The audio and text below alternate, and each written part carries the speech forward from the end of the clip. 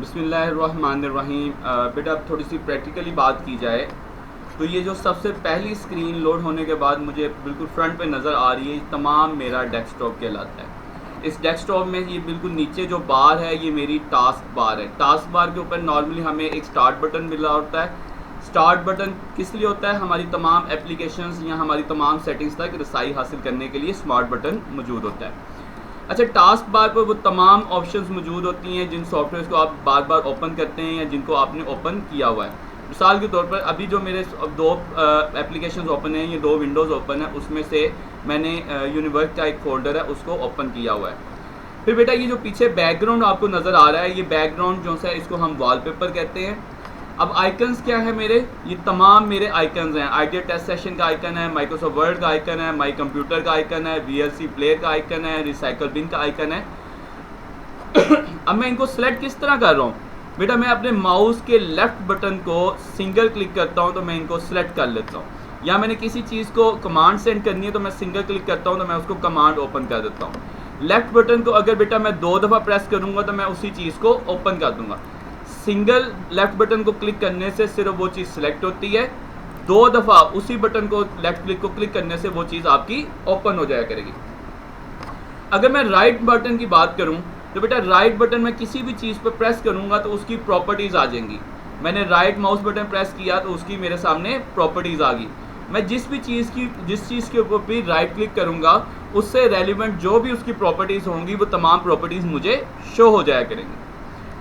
Drag event बेटा हमने पढ़ा था। ड्रैग इवेंट क्या है? अगर आप लेफ्ट या राइट बटन को दबा के रखते हो और उसको प्रेस छोड़ते नहीं हो तो हम जब तक अपने माउस को मूव करते नहीं गए, लेफ्ट माउस बटन आपने अभी छोड़ा नहीं है, क्लिक करके रखना है। जब तक आपने क्लिक करके रखा है और माउस को जितने पोर्शन में आप मूव करोगे उतने पोर्शन तक एरिया आपका सिलेक्ट हो जाएगा। एक तो बेटा ड्रैग करने का पर्पज़ ये है।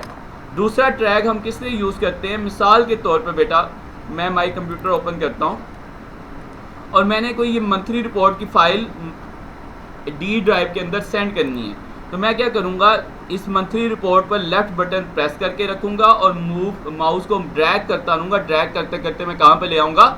डी ड्राइव तक मैं ड्रैग करते हुए ले आऊँगा।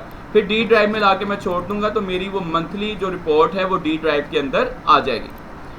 स्क्रॉल बेटा हमने बात की थी कि जो माउस के ऊपर व्हील सा होता है वो किस मकसद के लिए इस्तेमाल होता है। तो मैं एक ऐसी फाइल ओपन करता हूँ जिसमें मेरे पास काफ़ी ज़्यादा डाटा मौजूद हो ताकि मैं आपको बता सकूँ कि स्क्रॉल का फंक्शन हमारे किस मकसद के लिए इस्तेमाल हो रहा है। मिसाल के तौर पे बेटा मैंने ये एक फाइल डेटाबेस सिस्टम बनाया हुआ है कॉलेज के लिए, आइडियस एकेडमी के लिए और कॉलेज के लिए। अब मेरे पास ये 330 रिजल्ट्स मौजूद हैं। मैं इनको 1 बाय 1 नहीं लेके जाना चाहता, तो मैं अपने माउस स्क्रॉल व्हील बटन को नीचे की तरफ मूव करूंगा तो ये खुद ब खुद मेरा डाटा नीचे की तरफ मूव होता जाएगा, स्क्रॉल होता जाएगा। इसी तरह अगर मैं ऊपर की तरफ स्क्रॉल करूंगा तो ये मेरा सारा डाटा ऊपर की तरफ जाता जाएगा।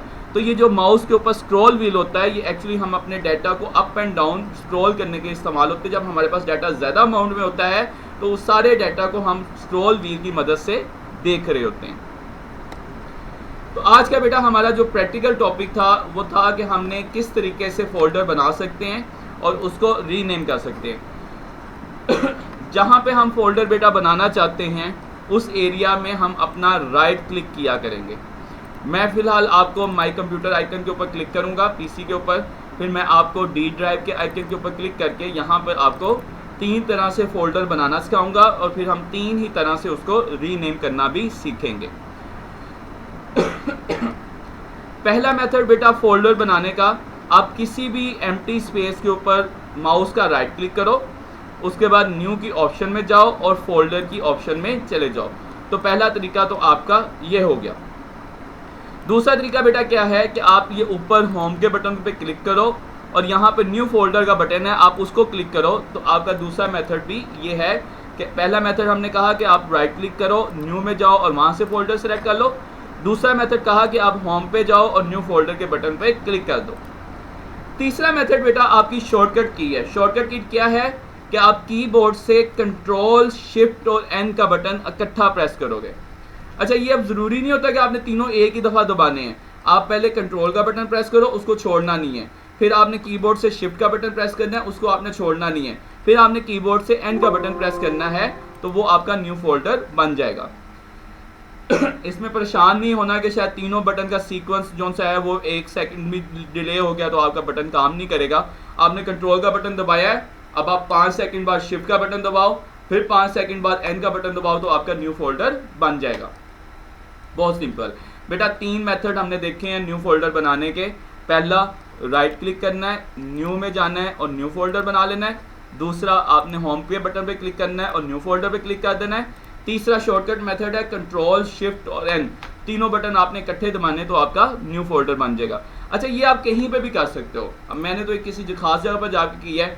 आप डेस्कटॉप के ऊपर राइट क्लिक करो, न्यू के ऊपर क्लिक करो, फोल्डर बना लो, या आप कंट्रोल शिफ्ट और एन का बटन दबाओ तो आपका फोल्डर बन जाएगा।